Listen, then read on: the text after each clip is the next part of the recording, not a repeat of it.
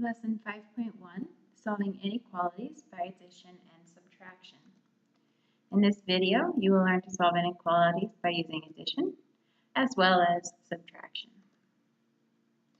So in order to do this, there's one vocabulary term.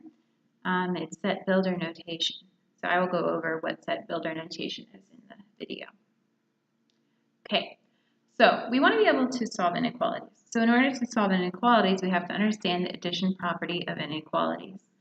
So if the same number is added to each side of a true inequality, the resulting inequality is also true. So if we have A is greater than B, then A plus C is still going to be greater than B plus C. So if I have like 7 is greater than 5, if I add the same number, no matter what it is, to both sides, this side is still going to be greater over here. So like if I add 2 to both sides, so 7 plus 2 is still greater than 5 plus 2. So 9 is greater than 7. So if you can add the same number to either side of an inequality, and it will always be true. Okay. So for this, if I want to figure out what values of C will make this work, I basically want to get C by itself. So based off of the addition property of inequalities, I can add the same number to both sides of the inequality, the same way I was doing it with equals.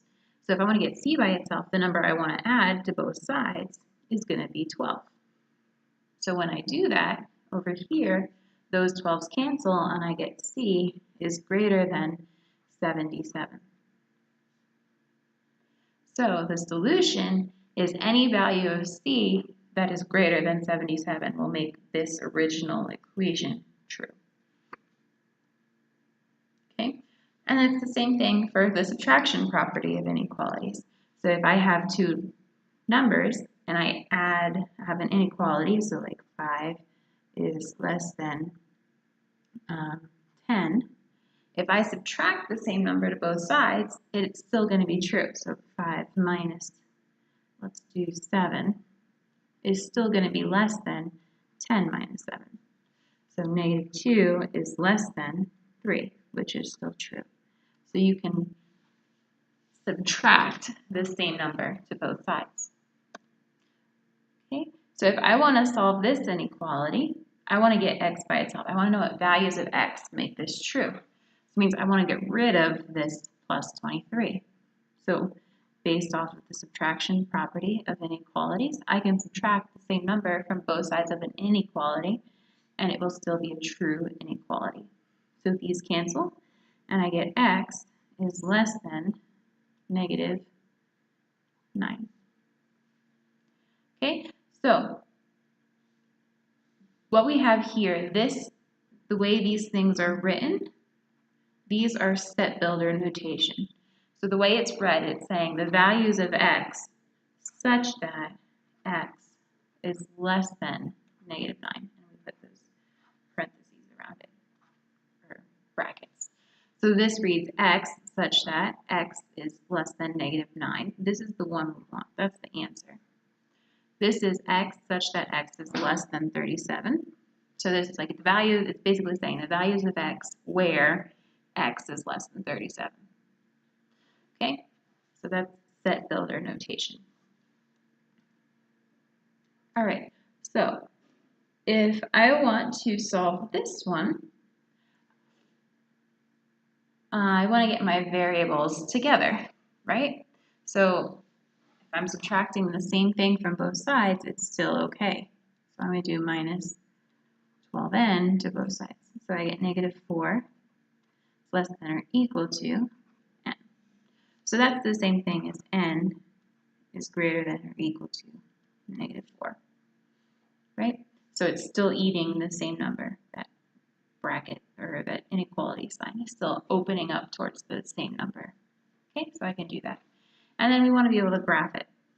So if you remember from the beginning of the year, if I put this on a number line, so if I have like negative 5, negative 4, negative 3, blah, blah, blah. Because it's this or equal to, it's going to be a closed circle at negative 4. And it's going to go this way. I want values of n greater than it. Or if you remember, if you put the variable first, the arrow points in the direction you want to move. So this is kind of pointing that way. You think of it as like a little arrow. Okay, so this is the graph. And then this was the solution. Okay, so just a quick review. Less than means fewer than, so it's going to be something smaller.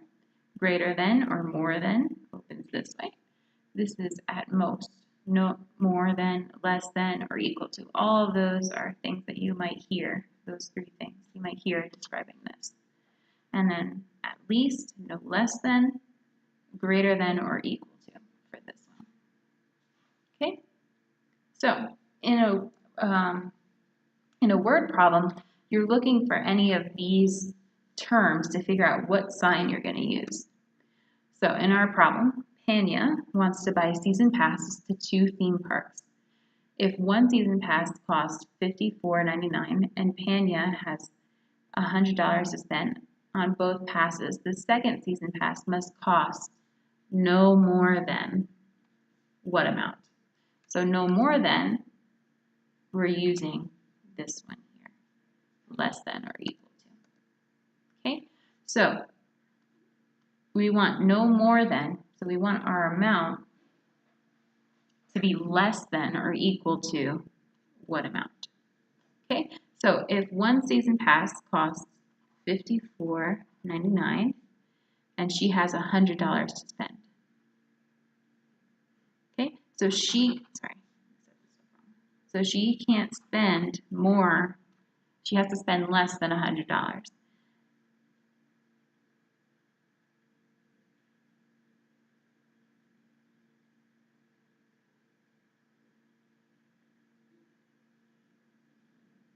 Okay, so if the first, so there's 2 season passes. Okay, so $54.99 is the first one, and we're going to call X the price of the second one. So she has to, total has to be less than $100. So we want to figure out how much, what's the most expensive that price can be. Okay, so to solve this, I'm going to subtract $54.99 from both sides. So I get X is less than or equal to